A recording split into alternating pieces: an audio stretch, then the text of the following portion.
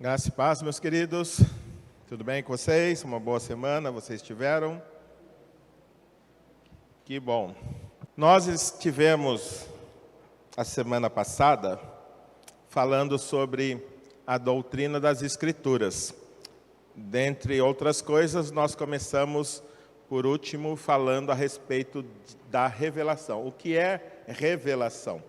Então, a gente começou a pensar a respeito de Deus, desvendando a sua vontade para nós.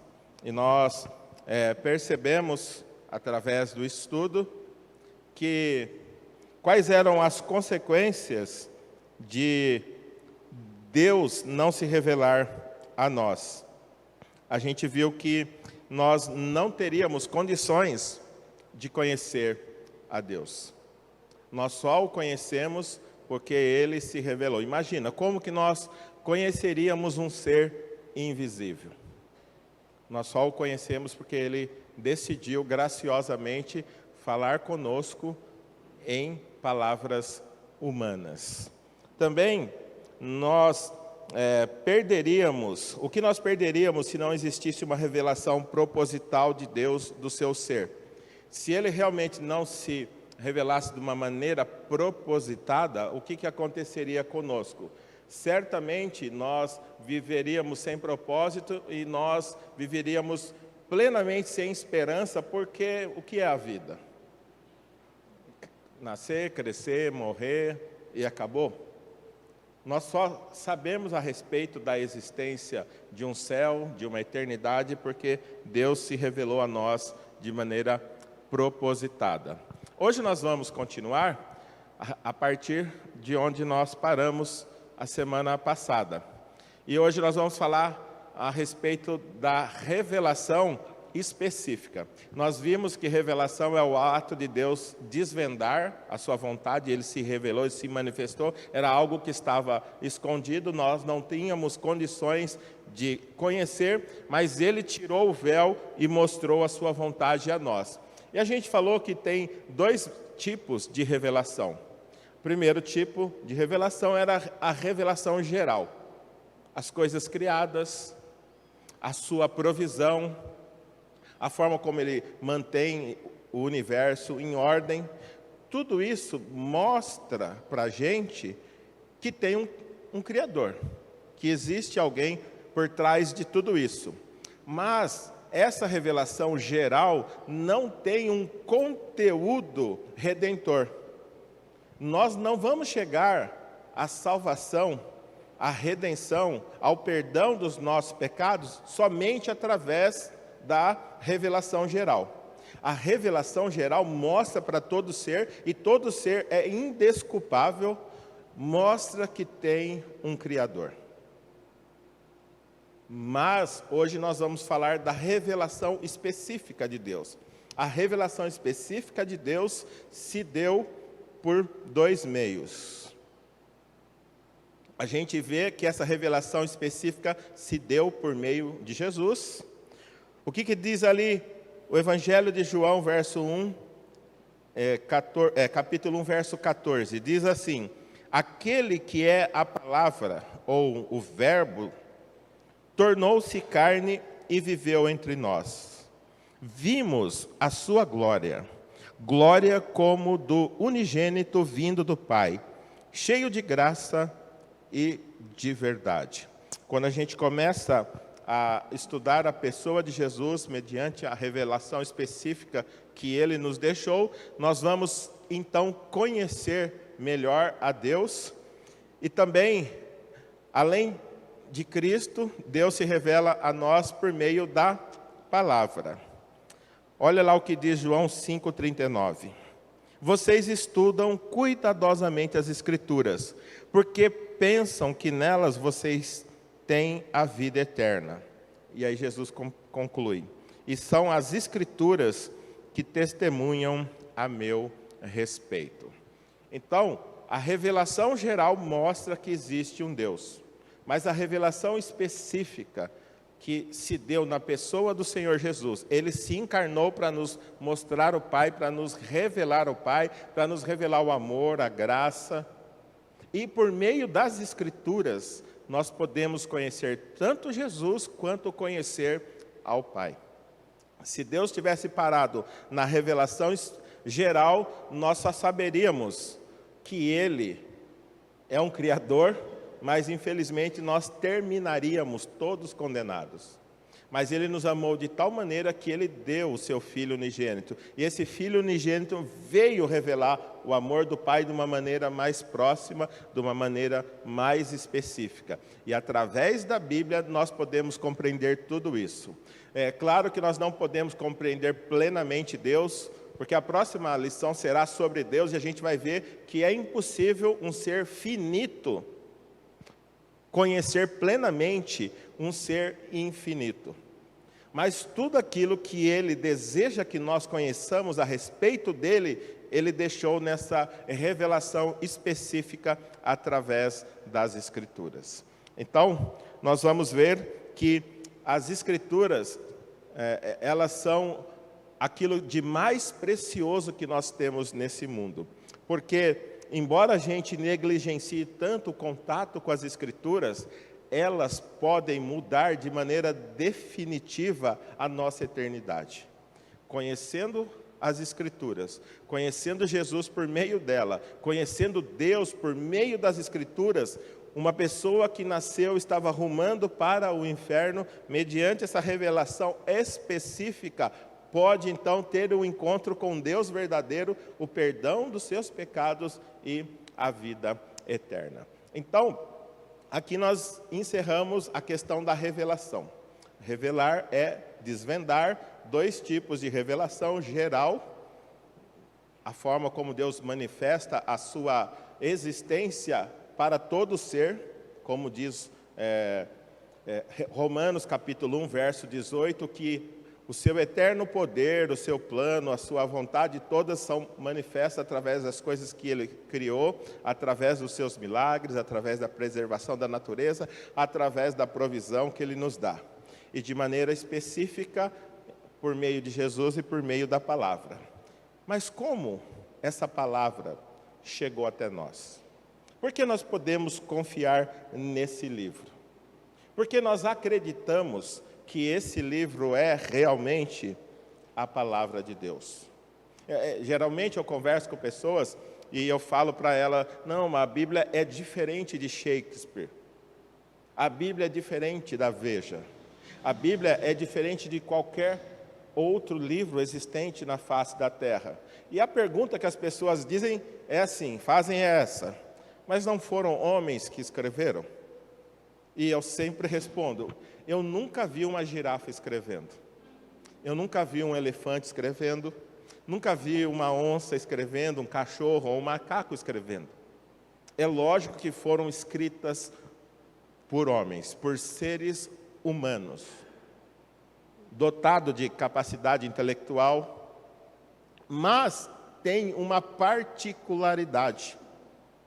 A forma como a Bíblia foi escrita, ela não foi escrita como Shakespeare, porque Shakespeare tinha um talento extraordinário para escrever.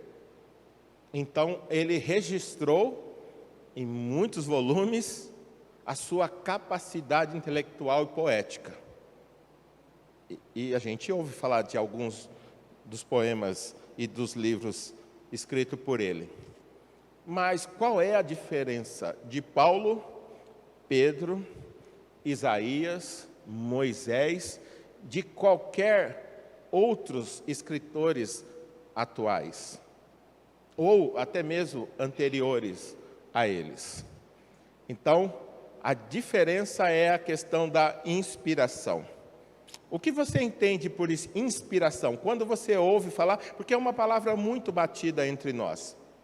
Mas muitas vezes nós não temos consciência do que realmente seja a inspiração, mas a inspiração bíblica. Qual a importância para nós hoje de que a Bíblia tenha sido inspirada?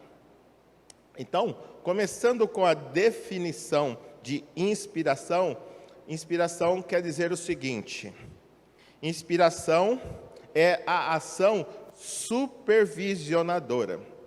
Ela não pegou os escritores bíblicos, colocou-os em transe, a maneira que eles ficaram escrevendo sem saber o que estava acontecendo. Não, foi uma ação supervisionadora. Por que uma ação supervisionadora?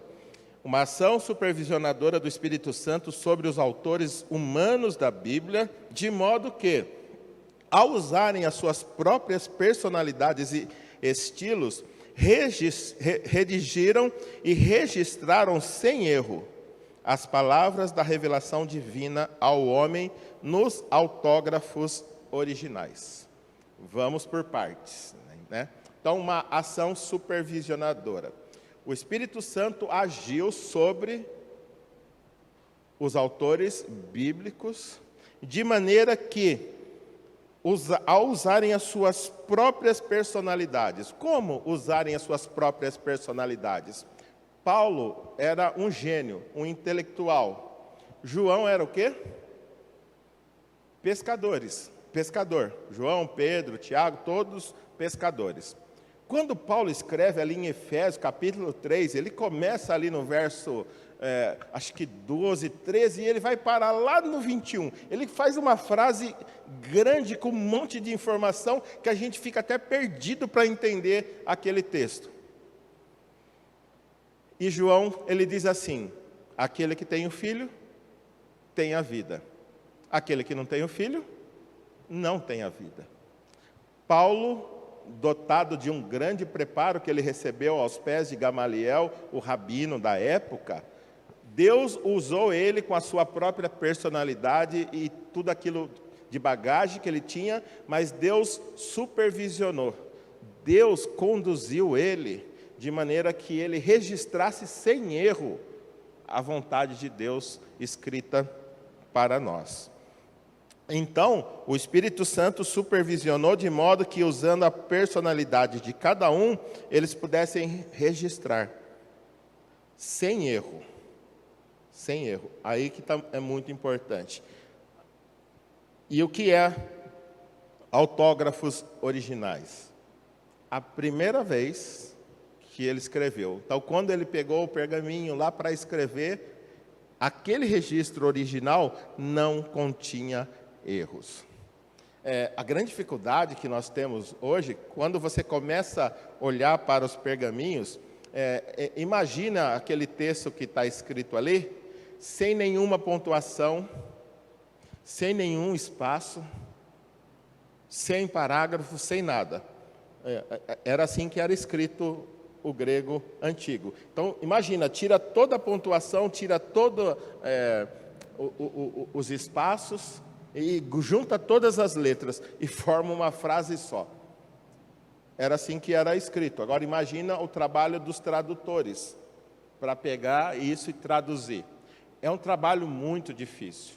E às vezes, por causa de um copista que fez uma letrinha I um pouquinho mais comprido, parece um L, então às vezes pode ter acontecido um erro de tradução, mas que não interfere no conteúdo final que nós precisamos ter hoje. Então, quando eles registraram de maneira primeira, o autógrafo original, a gente sabe que eles registraram um documento sem erro, porque o Espírito Santo conduziu esses homens a fim de que eles registrassem verdadeiramente a palavra de Deus. Nós temos algumas teorias sobre inspiração. Os homens têm algumas ideias, alguns pensamentos a respeito de inspiração. Infelizmente, algumas dessas ideias não foram tiradas da própria Bíblia, porque a própria Bíblia se autentica. As coisas que nós precisamos saber, a própria Bíblia nos mostra a forma como nós devemos crer. E muitas vezes os nossos pensamentos são tirados do nosso próprio coração e não daquilo que Deus deixou escrito para nós. Aí que está a dificuldade. O nosso coração, a Bíblia diz que ele é enganoso. Então, ao invés de seguirmos o nosso coração, nós temos que fazer o quê? Conduzir o nosso coração mediante aquilo que está escrito na palavra de Deus. Vamos ver algumas teorias. Teoria natural. Então, tem uma linha de pensamento que acredita que a Bíblia Só um momento. Tem uma linha de pensamento que acredita que a Bíblia, ela chegou até nós de maneira natural, ou seja, não há nenhum elemento sobrenatural envolvido. A Bíblia foi escrita por homens de grande talento. Lembra que eu estava falando Shakespeare e Paulo? Qual a diferença deles? A teoria da inspiração natural diz que Paulo foi um homem capaz, que Pedro e João foram capazes. E eles não tiveram nenhuma influência externa, apenas usando a própria capacidade para registrar a Bíblia. E o pior é que eles acreditam que homens de grande talento.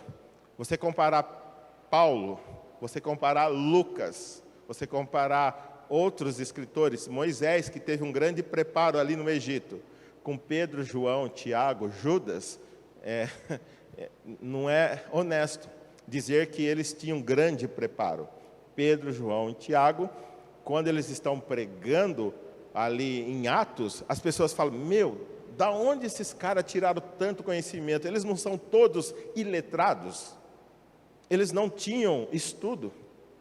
Mas quando eles abriam a boca, as multidões ficavam impressionadas. As autoridades ficavam assim, esses caras não estudaram.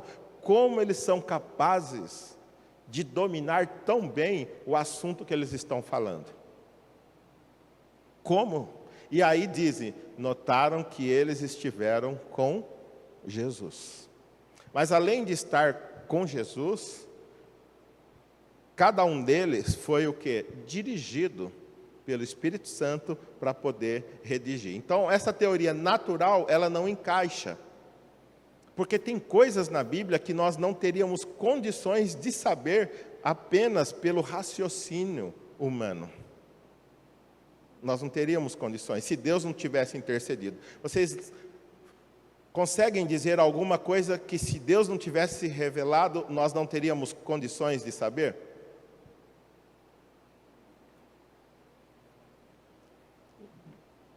Fala uma parte da Bíblia que, se Deus não tivesse falado para nós como foi, não teríamos condições de saber. O que está escrito na Bíblia que nós não teríamos condições de saber?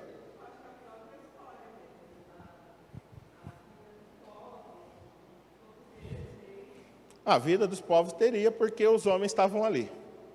Era só registrar a história. O quê? Isso, a criação. No princípio criou Deus os céus e a terra. Mas o que é os céus? O que é a terra? E haja luz. Todo esse processo a gente não teria condições de saber se Ele próprio não tivesse revelado a nós. O nascimento de Jesus.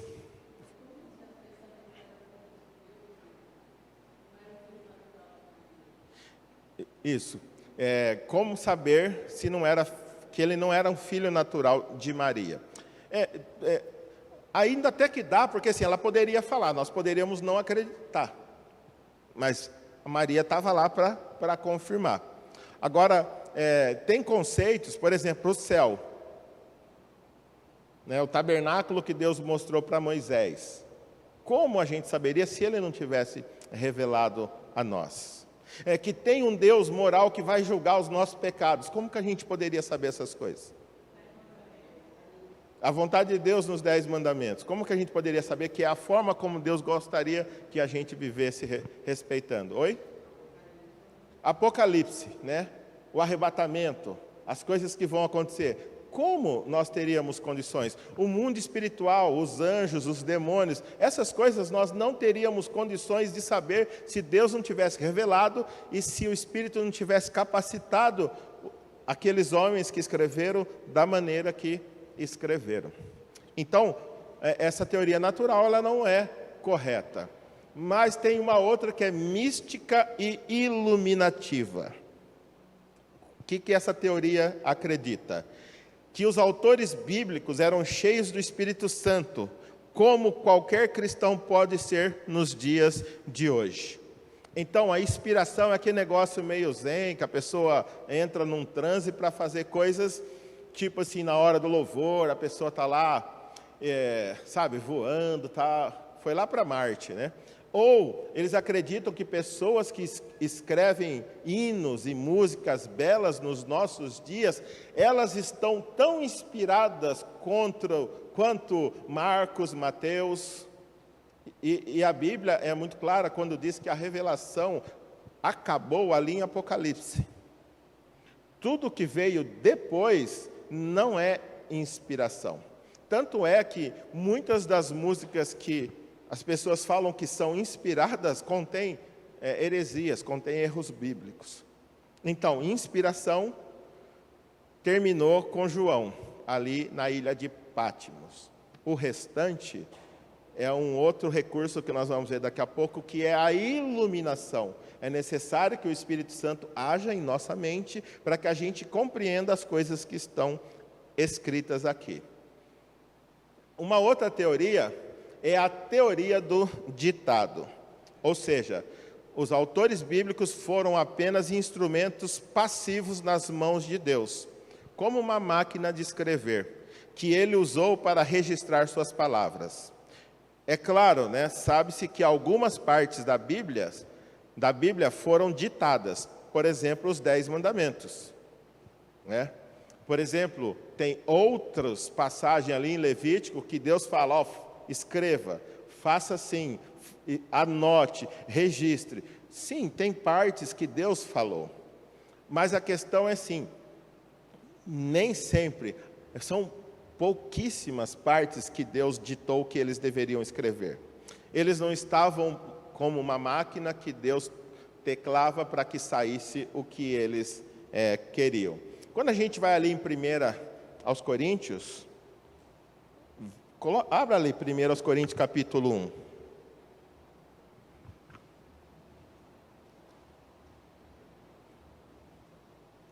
Olha que interessante o texto ali, quando Paulo está escrevendo.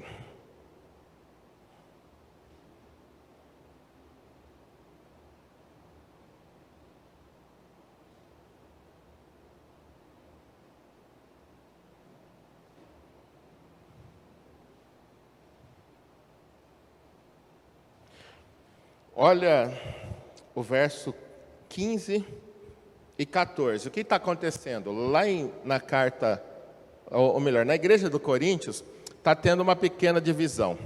Alguns falam assim, eu sou de Paulo, eu gosto mais de Paulo. Não, o outro fala, eu gosto de Apolo. Não, eu gosto de Pedro. O outro fala, não, eu gosto de Cristo. E a igreja está dividida por causa dessa situação. E aí Paulo está falando assim, vamos começar lá no verso 13. Acaso Cristo está dividido? Foi Paulo crucificado em favor de vocês? Foram vocês batizados em nome de Paulo? 14. Dou graças a Deus por não ter batizado nenhum de vocês, exceto Crispo e Gaio, de modo que ninguém pode dizer que foi batizado em meu nome. Aí o verso 16. Batizei também os da casa de Estéfanas. Além desses, não me lembro se batizei alguém mais. O que está acontecendo nesses versos? Paulo está em transe? Paulo está assim em êxtase e ele está só psicografando? Não. Naquela época não tinha o recurso que a gente tem hoje, deletar e escrever de novo. E pergaminho era caro. Então ele está escrevendo, né? Chegou uma hora que ele fala assim, dou graças a Deus por não ter batizado nenhum de vocês, exceto Crispo e Gaio. O verso 16 ele fala, ele lembra, né? Também batizei os da casa de Estéfanas. Além desses, não lembro se batizei mais alguém. Ele está o quê? Em plena consciência, raciocinando, ele está pensando, então, enquanto ele está redigindo, ele está pensando. Só que Deus quis que isso estivesse registrado para hoje a gente entender que não foi mecânico. Ele estava dotado das suas capacidades plenas, pensando, embora o Espírito Santo o conduziu para que essas palavras estivessem registradas para nosso ensino hoje. Ok? Então, essa questão de mecânica não é real diante daquilo que foi o processo de inspiração. Tem outro processo que eles chamam de parcial, ou seja, somente o que não era conhecível foi inspirado. Por exemplo, não tinha jeito da gente saber a criação, conceitos espirituais, tipo redenção. O que era isso? Então, eles acreditam assim, que coisas que não tinham como a gente saber, foi inspirado. Mas o restante, Deus só falava assim, fala um pouquinho sobre... e ele dava um tema e o Paulo escrevia da forma como que ele queria. Isaías escrevia da forma como queria. Deus só dava o conceito. O conceito foi inspirado, mas não as palavras. Daqui a pouco a gente vai falar sobre isso. Ou melhor, desculpa, eu falei da outra. Parcial, somente o que não era conhecível. Ou seja, criação não era possível se conhecer, por isso Deus teve que inspirar. O outro é o conceitual, ou seja, os conceitos foram inspirados, não as palavras. Deus dava o conceito e Paulo escrevia do jeito que ele queria. E tem outro que diz que a inspiração foi gradual. Por exemplo, você não lê Salmos com muito mais alegria e você não fica muito mais contente em ler Salmo 23 do que você lê Levíticos 18? Qual é mais gostoso ler? Provérbios ou ler Números e Deuteronômio? Então as pessoas acreditam que alguns autores tinham mais inspiração do que outros. Então, gradual. A gente vai ver que isso também não é correto. E tem o conceito chamado neo-ortodoxia. É muito frequente hoje, é uma ortodoxia nova, que está espalhada aí por meio de muitas igrejas. Os autores humanos só poderiam produzir um registro falível. Tem alguns grandes aí que estão tentando fazer o quê? A Bíblia precisa ser, atualizada. Por quê? Porque os autores bíblicos falharam em apresentar respostas para os nossos dias. Então a Bíblia precisa ainda de uma recauchutagem aí, porque faltou algumas coisas. Ela está gasta, ela está ultrapassada, e o homem do século 21 tem desafios que o homem do século I não tinha. Então parece assim, os autores bíblicos não tinham capacidade de escrever algo que serviria para os nossos dias atuais. Isso é o que está sendo espalhado aí em muitas igrejas. Mas tem também a teoria da inspiração verbal e plenária. E é essa que eu acredito e é essa que a maioria das igrejas cristãs acreditam. Esta é a doutrina verdadeira, que significa que cada palavra ou verbal Deus inspirou para que a palavra que está escrita ali no original estivesse ali. Não foi Paulo que escolheu porque ele achou mais bonito, mas Deus o conduziu para que aquela palavra estivesse ali. Cada palavra. E também todas as palavras. Desde Gênesis a Apocalipse, cada palavra que está ali e todas as palavras foram escolhidas pelo próprio Espírito Santo, de maneira que a Bíblia toda é inspirada por Deus. E agora está surgindo uma nova teoria aí, que diz assim, a inspiração falível.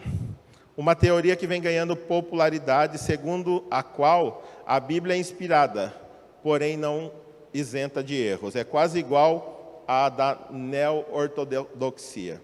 A neo-ortodoxia diz que homens humanos, eles não foram inspirados, eles eram humanos e só podiam fazer um registro falível. A inspiração falível é sim, eles foram inspirados, mas eles cometeram erros na hora de redigir a palavra de Deus. Então, vocês entenderam, inspiração é o processo em que o Espírito Santo de Deus conduziu autores humanos, usando a capacidade natural de cada um para que eles registrassem um texto original, o texto original sem erros. Então, a inspiração diz a respeito da supervisão do Espírito Santo. Agora, a gente tem que entender as características dessa inspiração verbal e plenária. Primeiro, a verdadeira doutrina é válida apenas para os manuscritos originais. Isso que a gente tem aqui hoje é fidedigno, é um texto correto, bem próximo do original, mas você vê que tem versões que às vezes ficam um pouquinho diferente uma da outra, embora o conceito geral seja o mesmo, mas as palavras que são escolhidas pelos tradutores são às vezes diferentes. Então essa doutrina vale para os originais. Ela se estende às palavras em si. Cada palavra que foi escrita, essa inspiração foi atuando. E vê Deus como o superintendente do processo, não ditando aos autores, aos escritores, mas guiando-os. E já que teve a inspiração, a gente conclui que ela tem inerrância, ou seja, se você seguir tudo que está escrito na Bíblia, você vai perceber que ela não contém erros. Quando ela fala de geografia, e os estudiosos vão atrás, a Bíblia sempre tem afirmações corretas a respeito de geografia. Quando ela fala de povos, de tribos, de línguas, não importa qual área que a Bíblia faz uma afirmação, os estudiosos vão estudar para falar que ela está errada, mas eles sempre acabam descobrindo que a Bíblia estava certa. Algumas situações que aconteceu isso, por exemplo, quando Daniel foi colocado como o terceiro homem da Babilônia, lembra essa história? Que ele foi colocado como terceiro homem, ali com Belsassar, que ele conseguiu ler a inscrição ali na parede. Aí o que acontece? Os críticos, eles vão mostrar que a Bíblia está errada porque Daniel foi colocado como terceiro homem. Na verdade, Daniel deveria ter sido o segundo. Outro erro que eles dizem, você vai na dinastia da Babilônia, não tem um Belsassar. Não tem um Belsassar, que era o rei na época que Daniel estava ali, que ele foi colocado como terceiro homem. Então eles afirmam que a Bíblia tem dois erros aí. Primeiro, que não se sabe quem é o segundo. Por que Daniel foi colocado em terceiro e não como segundo? E o segundo erro, eles afirmam que Belsassar não é encontrado na dinastia da Babilônia. Aí estudiosos, historiadores, descobriram que a Bíblia estava certa. Primeiro, porque Belsassar não entrou, por quê? Porque Dario, que era o pai dele, estava na cama, ele estava vivo ainda. Então quem era o primeiro? Era o Dario. E segundo, por que Daniel foi colocado como terceiro? Porque o primeiro era Dario, o segundo era Belsassar, e o terceiro era Daniel. Mas por que não aparece? Por que não aparece na dinastia da Babilônia o nome de Belsassar? Porque naquela noite ele morreu.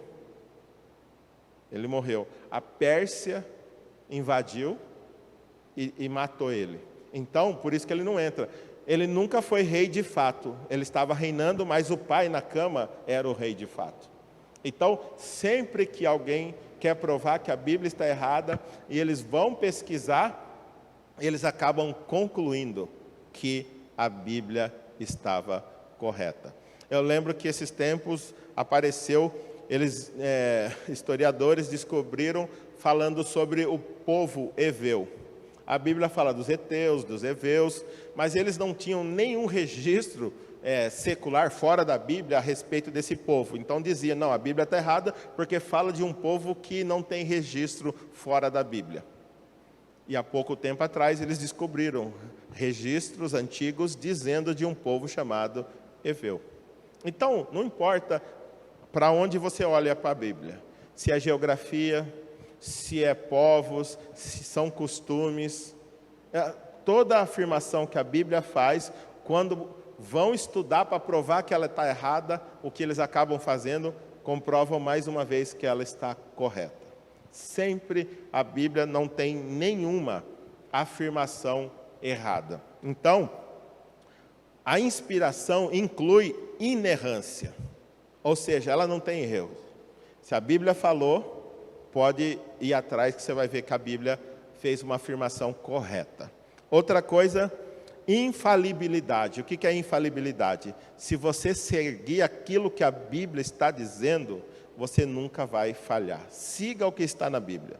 Ninguém que seguiu a Bíblia se deu mal. Sempre que a Bíblia foi o guia, foi a norma, a pessoa se deu bem. Tanto na vida, quanto nos negócios, quanto em tudo. Sempre a Bíblia, ela nunca leva a gente a falhar. Ok? Então, características da inspiração. Mas agora é o mais importante. Provas da inspiração verbal e plenária. Quando a gente vai ali em 2 Timóteo 3,16, a palavra inspirado significa soprado por Deus, fala a respeito das palavras. Então, quando Deus inspirou os profetas, é como se ele estivesse soprando a vontade dele para que os profetas redigissem. E olha o que diz ali, 2 Timóteo 3,16, fala assim, toda a Escritura. Então, ele está falando, desde Gênesis até Apocalipse, são Escrituras. E elas são o quê? Fala assim, toda a Escritura é inspirada por Deus, ou seja, soprada por Deus. E para que ela serve? Ela é útil para o ensino. A Bíblia serve para nos ensinar em relação a qualquer aspecto da vida, em relação a qualquer aspecto de fé. Tudo o que você precisa saber em relação à sua vida e o seu relacionamento com Deus, a Bíblia tem algo para nos ensinar. Também ela é útil para a repreensão. Infelizmente, vivemos numa época em que o politicamente correto não permite que você repreenda alguém. Ai de você se você repreender alguém. Mas a Bíblia está falando, ela é útil para repreender. Se a pessoa está fazendo algo que é passível de repreensão, é pecado você não repreender. Até mesmo é uma falta de amor. Porque Deus colocou a Bíblia, colocou a igreja, colocou o pastor, colocou os líderes para conduzir, para ensinar. E quando alguém que está debaixo da autoridade espiritual dessa pessoa está andando de maneira errada, cabe à pessoa que percebeu repreender. O que vai acontecer se você não repreender e a pessoa continuar nessa rota de colisão contra a vontade de Deus? Mais cedo ou mais tarde, o próprio Deus vai repreender. E qual é melhor, você ser repreendido por nós agora ou pelo próprio Deus no futuro? Pode ter certeza que se você continuar no erro, insistindo no erro, Provérbios diz assim, que você vai ser repreendido, ou vai ser, todo aquele que permanece no erro, depois de muitas vezes repreendido, será quebrantado de repente, sem que haja cura. Então, útil para a repreensão, para a correção, ela corrige.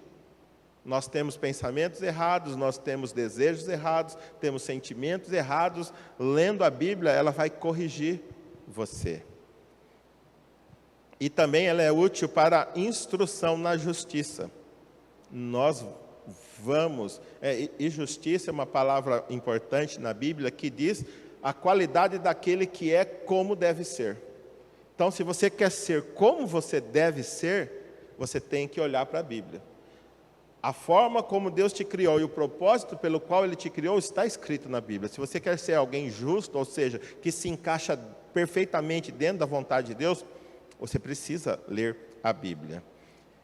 Para que ela é útil para tudo isso? Para que o homem de Deus seja apto A Bíblia capacita você e prepara você plenamente para toda boa obra. Porque há tanta dificuldade nos ministérios da igreja, porque há tantas dificuldades nos relacionamentos da igreja, porque falta conhecimento bíblico, falta debruçar sobre a palavra de Deus. Nós vivemos uma geração de analfabetos bíblicos. As pessoas não conhecem a Bíblia. As pessoas não conhecem a Bíblia. E cada história, a gente estava vendo aí o Eli mostrando algo para nós, a pessoa pega apenas o que interessa para ela no versículo. Ela não pega o que está antes e nem o que está depois. E por isso comete erros extraordinários. Que você fala, não acredito que uma pessoa foi capaz de fazer isso. Fez. E aí diz assim também, o que é inspiração. Agora vamos ver o como Deus inspirou. O como da inspiração foram homens movidos ou inspirados ou impelidos. Ou seja, a palavra usada ali é literalmente carregados. O Espírito Santo carregou eles para que eles não cometessem erros. Olha que legal, 2 Pedro 1, 20 e 21, diz assim: antes de mais nada, saibam que nenhuma profecia da Escritura provém de interpretação pessoal. Ou seja, aquilo que está escrito não foi porque os homens eram intelectualmente superdotados e então decidiram escrever essas coisas. O verso 21 ele fala, pois jamais a profecia teve origem na vontade humana. O que está registrado não foi o que deu na mente de Isaías, ou de Jeremias, ou de Ezequiel. Não foi o que deu na mente deles.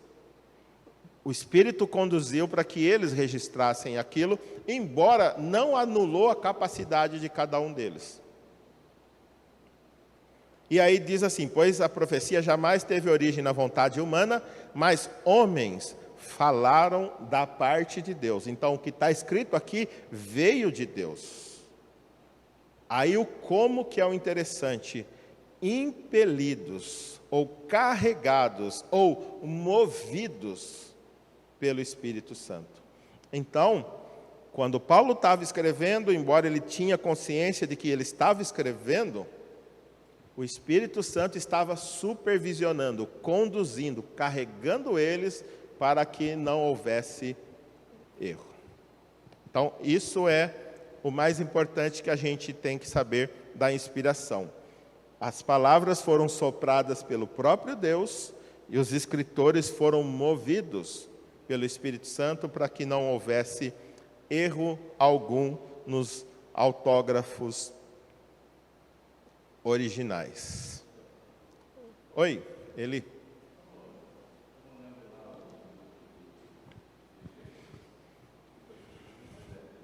Isso.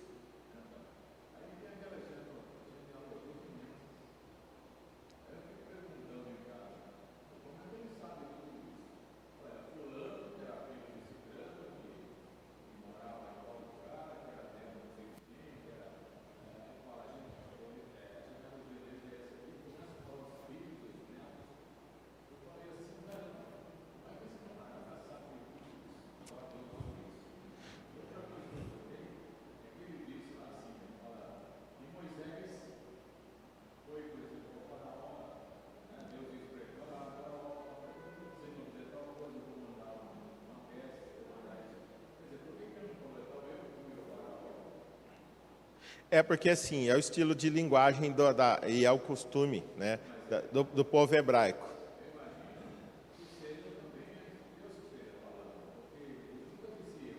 É.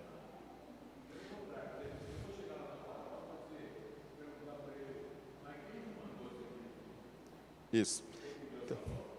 Então deixa só para eu responder, você quer saber como é que Moisés era capaz de escrever grandes genealogias e lembrar de tudo aquilo? A grande questão é assim, nós falamos que o homem atual está evoluindo. Na verdade, ele não está evoluindo, ele está involuindo. Por quê? Porque hoje nós sabemos mais e armazenamos, né? Temos condições de armazenar muito mais informação do que eles. Mas a mente deles não era tão preguiçosa quanto a nossa. Esses dias eu fui no supermercado, ou no lugar, não sei onde que eu fui comprar, tipo assim, R$2,50 mais R$4,50. A pessoa teve a capacidade, eu dei R$10, ela teve que pegar a calculadora para fazer a conta. A gente não pensa mais. A gente não pensa mais. 2 mais 2, a pessoa pega a calculadora para fazer quanto é 2 mais 2. Não pensa, não usa mais a capacidade. Na verdade, a gente usa 10% do nosso cérebro. Outra coisa, Moisés não tinha, e o povo da época não tinha as distrações que temos hoje. A nossa cabeça está tão cheia de informações inúteis, que não serve para nada. Não tinha Netflix, não tinha Facebook, não tinha energia, nem energia elétrica. Qual era o passatempo de toda a família temente a Deus? Contar histórias bíblicas.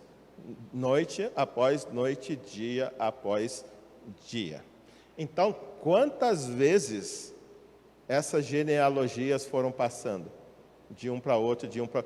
Quantas vezes? Ficava na mente de todo mundo. Ficava na mente de todo mundo. Então, a questão é assim, a capacidade intelectual daquele povo era muito maior do que a nossa. Muito maior. Embora hoje a gente tenha muito mais capacidade de armazenar dados. Agora, lembra Adão e Eva? Adão deu nome a todos os animais. Todas as plantas. Ele não tinha computador, ele não tinha aonde registrar. Esse aqui é o macaco, aquele lá é o leão, aquela lá é a girafa, aquele lá é o elefante, aquele lá é o jacaré. Agora imagina, depois ele vendo de novo o elefante. Isso daí se chama... não tem um programa de animais? Eu vejo um animal diferente e falo, nunca vi esse animal. Dali a pouco eu vejo de novo, já não lembro, é o mesmo programa. O mesmo programa. Que no começo mostrou um animal diferente, 10 minutos, 15 minutos depois aparece o animal de novo, eu não lembro o nome mais. Tem que aparecer o nome de novo. Então, o nosso cérebro, a nossa mente hoje é muito acomodada. Muito acomodada. Nós acostumamos ter tudo na mão. Eu lembro que quando eu pastoreava em São Paulo, eu sabia o telefone de quase todos os membros. Eu tinha que ligar para os membros, eu pegava o celular e ligava para a pessoa. Eu sabia o telefone da casa de quase todos. Mas depois que veio esse negocinho, você sabe o telefone de alguém? Não sabe de ninguém. Nós não sabemos o telefone. Às vezes, alguém pergunta o meu, eu fico... Aí eu falo, eu só sei o meu da André, não sei de mais ninguém. Porque o meu dela é quase... O começo é parecido e o final dela é bem fácil. Mas eu não sei o telefone de mais ninguém. Por quê? Eu fiquei burro ou porque eu parei de usar a minha mente? Porque parei de usar. Por que eu vou ficar decorando se está tudo aqui? Mas lá em São Paulo, não. Eu tinha que abrir a lista. Era uma lista de membros para ligar para o fulano. Só que eu liguei tantas vezes que eu acabei decorando. Liguei para o outro, liguei para o outro, liguei para o outro. Então, chegou em 6 anos que eu fiquei lá, 5 anos e meio, eu sabia... E lá era uma igreja bem maior, quase 300 membros, e eu sabia o telefone de quase todo mundo. De tanto usar. Hoje não. Eu nem sei, porque assim, quando eu vou clicar, eu clico Cadu, está escrito Cadu, eu não sei, não aparece o número, eu só clico Cadu e já ligo para ele. Não preciso saber o número. Então, assim, conforme vai passando as eras e as facilidades, infelizmente, as facilidades são extraordinárias, mas nos deixa muito preguiçosos. A nossa mente nós não utilizamos mais. Então, como é que Moisés sabia toda aquela genealogia? Porque noite após noite, dia após dia, o passatempo predileto da família temente a Deus era conversar sobre as coisas da Bíblia. Era conversar sobre as coisas da Bíblia.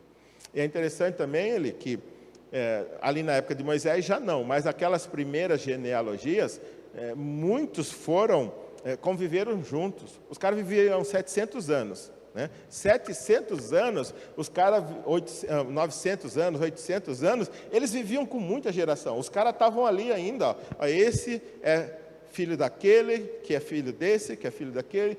Então, os caras conviveram junto. Então, era muito mais fácil do que hoje, que a gente não sabe quem é. Eu não sei quem é o meu avô, a minha avó paterna, eu não sei, não vi, não conheci, nunca falamos. Esses dias os meninos tiveram que fazer um trabalho, nós tivemos que ligar para Araraquara para perguntar para não sei quem, se alguém sabia quem era. Mas naquela época, 900 anos, o pessoal convivia muito tempo junto. E qual foi a outra coisa que você falou? Hã? Porque ele não falava na primeira pessoa, mas é um tipo de linguagem, um tipo de escrita da própria...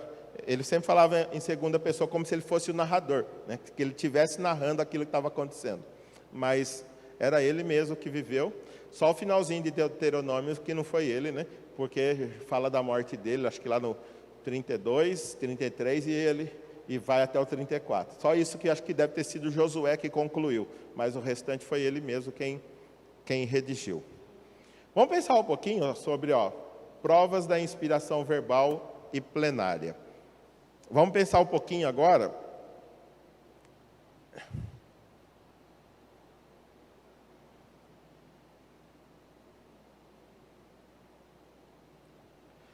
sobre provas. Como é que a gente sabe que as próprias palavras foram escolhidas por Deus? Certo que algumas partes foram ditadas, mas não são todas. Então diz assim, depois disse o Senhor a Moisés, escreva isso num rolo. Parece que eles conversaram, escreva isso num rolo como memorial e declare a Josué que farei que os amalequitas sejam esquecidos para sempre de debaixo do céu. Então Deus falou para ele, ele foi lá e redigiu. Mas mesmo quando ele estava redigindo algo que Deus disse para ele, o Espírito Santo escolheu as palavras. Outro texto diz, assim diz o Senhor, o Deus de Israel, escreva num livro todas as palavras que eu lhe falei. Imagina, Deus falava um monte com Josué, depois falava com Jeremias, né, depois falava, redija. Então, o Espírito Santo conduzia eles para que realmente ali estivesse escrito aquilo que Deus queria. Olha o uso de citações do Antigo Testamento, que Jesus e outros autores disseram, né?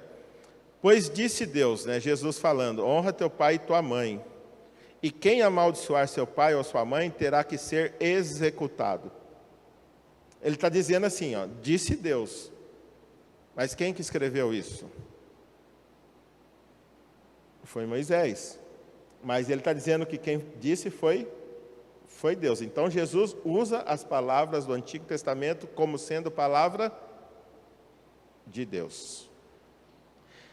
E ali em Atos diz assim, discordaram entre si mesmo e começaram a ir embora, depois de Paulo ter feito esta declaração final. Bem que o Espírito Santo falou aos seus antepassados por meio do profeta Isaías. O profeta Isaías falou para o povo da época dele. Mas Paulo reconhece que, embora o profeta Isaías estivesse repreendendo o povo, era o Espírito Santo falando através dele. Isaías escreveu, mas foi o próprio Espírito Santo falando a respeito dele. Agora,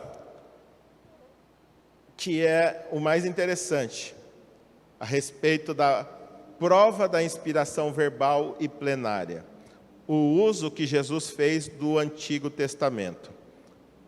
Olha a forma como ele usa o texto, Não pensem que vim abolir a lei ou os profetas. Não vim abolir, mas cumprir.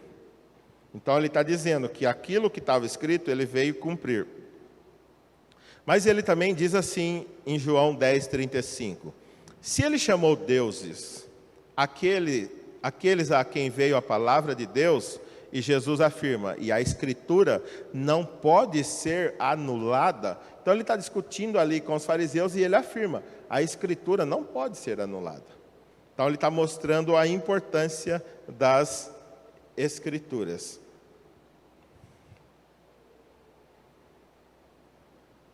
O Novo Testamento também afirma que outras partes da Escritura que outras partes do Novo Testamento são Escrituras. No caso do ponto 5, a gente viu Jesus falando do Antigo Testamento e chamando o Antigo Testamento de Escritura. Agora, nesse texto que a gente vai ver, nesses dois textos, o próprio Novo Testamento chamando as outras porções do Novo Testamento de Escritura. E diz assim, 1 Timóteo 5,18, pois a Escritura diz, não amordace o boi enquanto está debulhando o cereal, e o trabalhador merece o seu salário. Então, aí ele está falando Escritura a respeito de alguns outros textos. Mas veja, 2 Pedro 3,16, ele escreve, está falando a respeito de Paulo, né? Ele escreve da mesma forma em todas as suas cartas, falando nela desses assuntos. Suas cartas contêm algumas coisas difíceis de entender, as quais os ignorantes e instáveis torcem, como também o fazem com as demais escrituras para a própria destruição deles. Então, Pedro ele está conversando com o povo da época dele, e ele está falando a respeito das escrituras que Paulo escreve. Ele fala, realmente, Paulo escreve coisas difíceis de entender. E porque ele escreve algumas coisas, tem alguns ignorantes e instáveis que torcem. E aí, qual é a prova de que ele fala que os escritos de Paulo são escritura como as outras? Qual palavrinha que nos ajuda a entender isso? Quando ele fala, isso eles também fazem com as demais escrituras. As demais. Então, ele, com isso, iguala aquilo que Paulo está escrevendo com as escrituras do Antigo Testamento e tanto do Novo Testamento. Só um minutinho.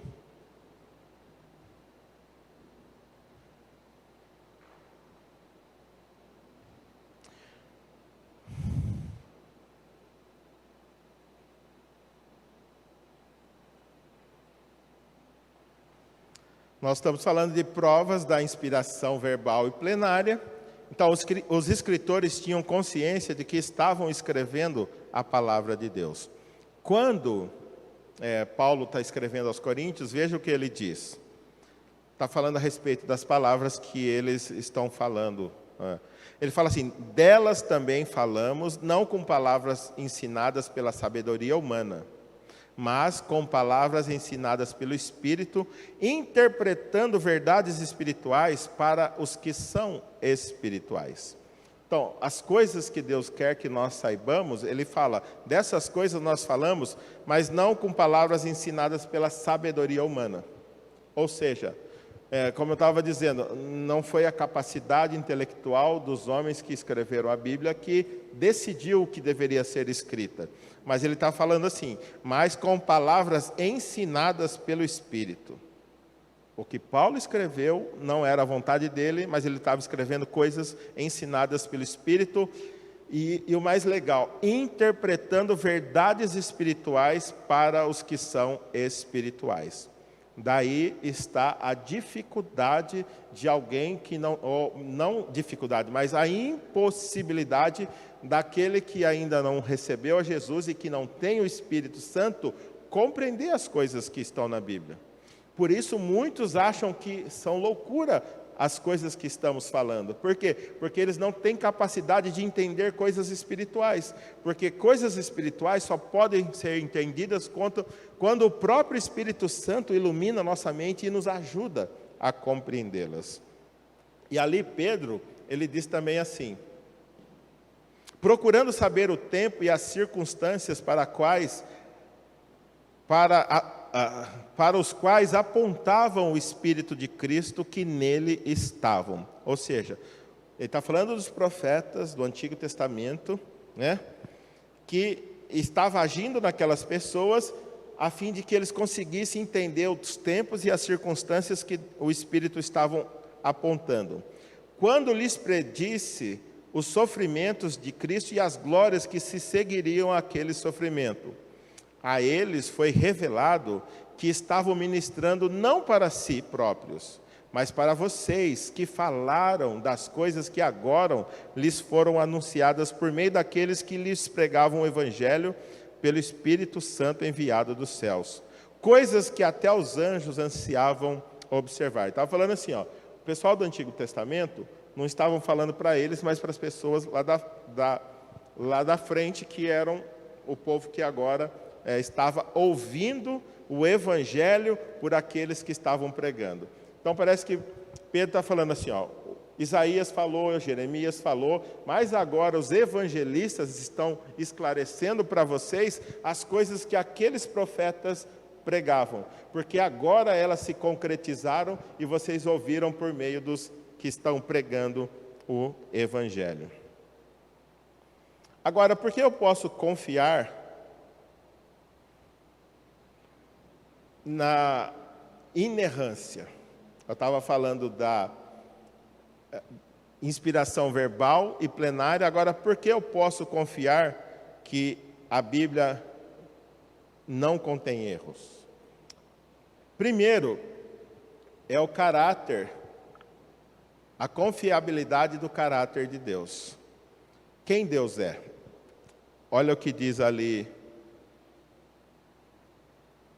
João 17:3, Jesus conversando com os discípulos, ele fala: esta é a vida eterna, que te conheçam, o único Deus, o quê?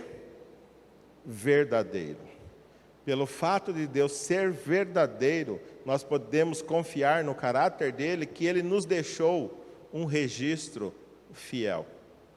O próprio caráter de Deus.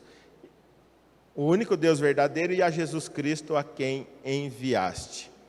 E lá em Romanos diz assim: de maneira nenhuma, seja Deus verdadeiro e mentiroso todo homem, segundo está escrito, para seres justificado nas tuas palavras e venha a vencer quando fores julgado. Então, se Deus tiver que confrontar conosco, ele sempre vai ser verdadeiro.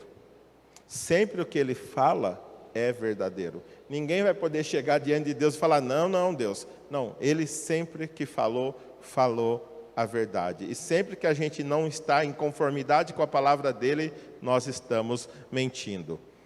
Mas a parte que eu mais gosto é essa aqui: o ensino de Cristo.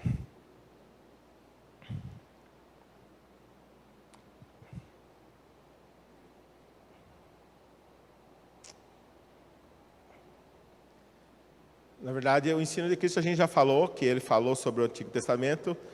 A verdade é que, ó, a próxima que eu ia falar era essa aqui, ó, a que eu mais gosto. Argumentos em favor da inerrância, baseados em uma palavra ou na forma de uma palavra, ou a declinação da palavra. Veja esse texto de Gálatas 3,16. Como é importante a palavra que estava lá no Antigo Testamento, Deus usou e Paulo usou essa palavra para mostrar que Deus escolheu aquela palavra e queria que a gente acreditasse naquela verdade. Então, quando está falando assim, ele diz assim, ó, assim também as promessas foram feitas a Abraão e ao seu descendente. A Escritura não diz e aos seus descendentes como se falando de muitos, mas ao seu descendente, dando a entender que se trata de um só, isto é, Cristo. Então, Abraão teve quantos filhos? 2. Um de Agar, que chamava Ismael, e outro de Sara, que se chamava Isaac. A questão é, quando o texto foi redigido, ele está falando assim, as promessas que Deus havia feito era para o seu descendente. Ele tinha 2, mas na verdade ele não estava falando nem de Isaac nem de Ismael, ele estava falando de quem? Daquele que foi prometido lá em Gênesis 3,15. Aquele que seria a semente da mulher que esmagaria a cabeça da serpente. Então, Paulo entende que aquela profecia estava falando a respeito de quem? De Cristo. Embora Abraão tivesse 2 filhos, o texto ele fala muito claro, e ao seu descendente, e não aos seus, ao seu. Então ele está usando uma palavra para fazer doutrina em cima de uma palavra do Antigo Testamento. Então por isso que a gente pode acreditar na inspiração verbal e plenária. Cada palavra e toda palavra. Olha o que ele diz também ali em Mateus 22, 31 e 32. Jesus também ele fez esse mesmo argumento. Ele usou uma palavra para mostrar que aquilo que a Bíblia disse é importante e a gente deve usar cada palavra. Fala assim, ó, Jesus conversando com os fariseus, né, e eles estavam errados, ele fala assim, ó, e quanto à ressurreição dos mortos, vocês não leram o que Deus lhes disse? Eu sou o Deus de Abraão, o Deus de Isaac e o Deus de Jacó. Ele não é Deus de mortos, mas de vivos. Então Jesus está usando a conjugação verbal para fazer doutrina, para ensinar algo. Eu sou. Ou ele poderia falar eu, se Abraão, Isaac e Jacó estivessem mortos, como ele deveria ter escrito? Eu fui o Deus de Abraão, de Isaac e de Jacó. Eu fui o Deus deles enquanto eles estavam vivos. Agora que eles morreram, não. Isso já se passaram 2.000, quase 3.000 anos. E ele está dizendo o quê? Eu sou. Embora Abraão tivesse morrido há 2.500 anos, ele continuava dizendo, eu sou. E aí Jesus fala, ele é Deus de vivos e não de mortos. Por quê? Porque para ele, todos vivem. Então, quando a gente fala da inspiração verbal, a gente tem que entender a importância das palavras e de cada palavra que está escrita ali. Gente, não dá para eu terminar hoje. A semana que vem a gente termina. E a gente vai começar a falar então a semana que vem a respeito de canonicidade. O que é canonicidade? Só para deixar um gostinho.